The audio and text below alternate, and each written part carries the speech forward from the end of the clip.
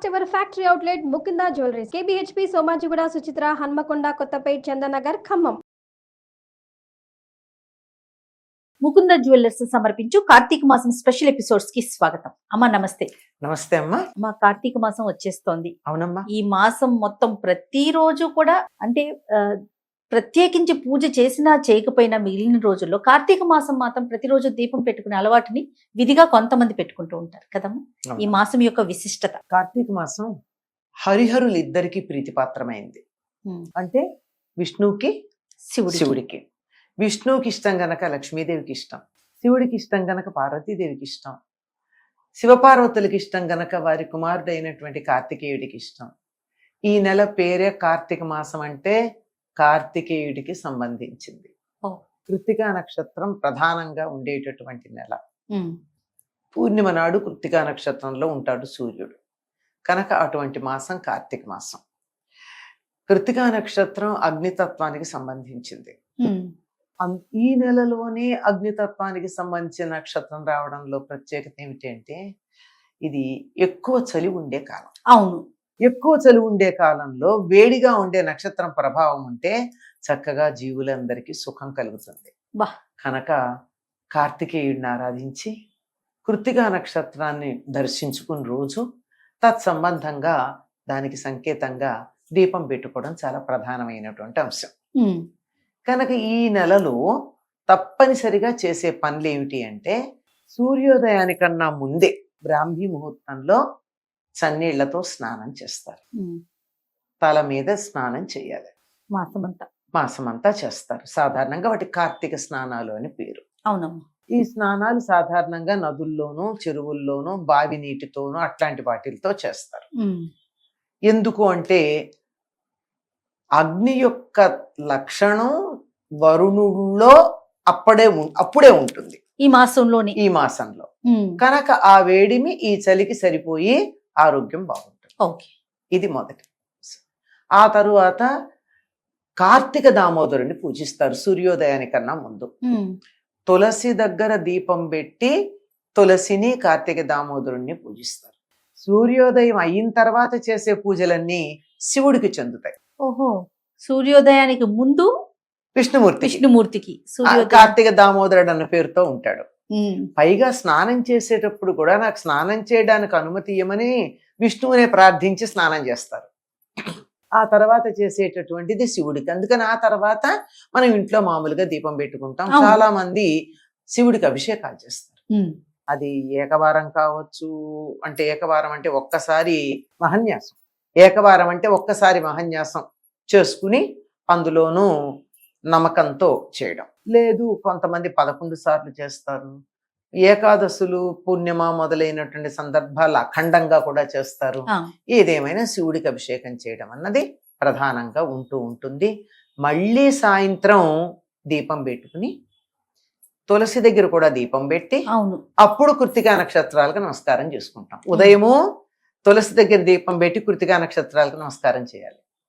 కృత్తికలు 6 నక్షత్రాల సముదాయం కృత్తికా నక్షత్రం. సప్తఋషుల భార్యల్లో అరుంధతి తప్ప మిగిలిన 6 వాళ్ళు. అలా నమస్కారం చేసుకుంటాం.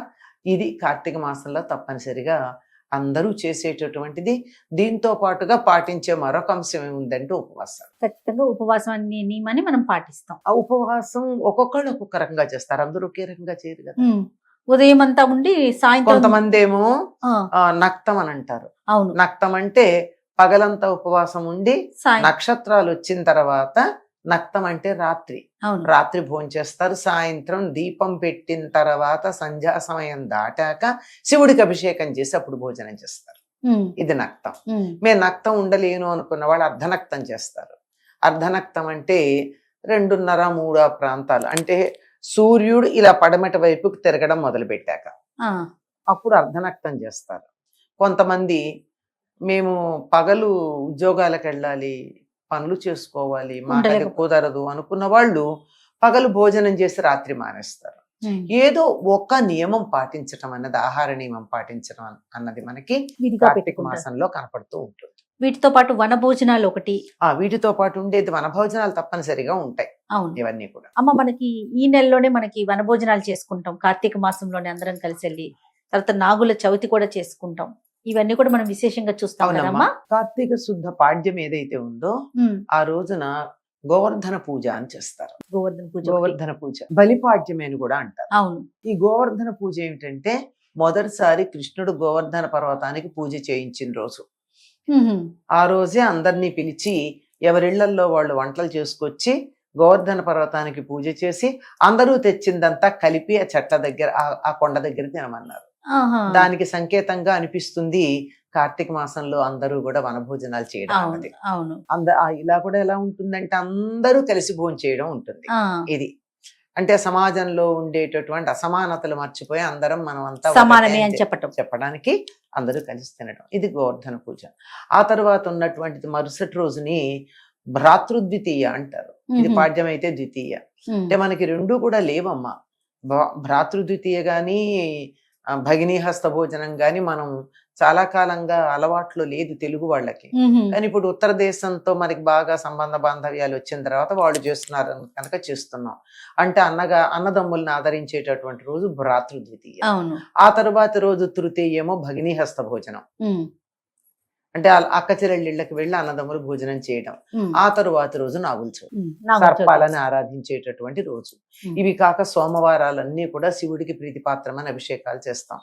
పూర్ణిమ నాడేమో తప్పనిసరిగా ప్రత్యేకించి కార్తీక పూర్ణిమ ప్రత్యేకమైనటువంటి విశేషాలు ఉంటాయి. అవును. ఏకాదశులు చెప్పనక్కర్లేదు. ఈ కార్తీక మాసంలో ఓన్లీ సోమవారం 4 గాని 5 గాని ఎన్ని సోమవారాలు వస్తే అన్ని సోమవారాలు కూడా కార్తీక మాసంలో ఉపవాసాలు ఉండేవాళ్ళు చాలా మంది ఉంటారు.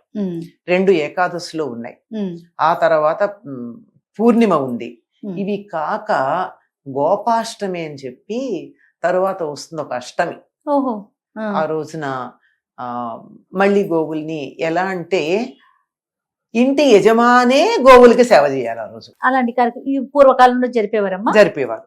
సో ఈ విధంగా కార్తీక మాసంలో ఇంచుమించుగా ప్రతిరోజు మనకు ఏదో ఒక విశేషం ఉంది. ఏదో ఒక విశేషం. చాలా పరమ పవిత్రమైన మాసం. చాలా పరమ పవిత్రమైనటువంటిది. ఇప్పుడు ఏది చేసినా చాలా ఇదిగా ఉంటుంది. తైలే లక్ష్మి జలే గంగా ఉంటామని వాగ్దానం చేశారు. లక్ష్మీదేవి ఏమో నువ్వుల నూనెలో ఉంటానని. తైలం అంటే నువ్వుల నూనె, అందుకే నువ్వుల నూనె దీపాలు పెడతారు. గంగ ఏమో నీళ్లలో ఎక్కడ ఇన్ని నీళ్లు ఉంటే అక్కడ ఉంటానంది. కనుక స్నానాలు దీపాలు చాలా ప్రధానమైనవి. తప్పకుండా. నమస్తే.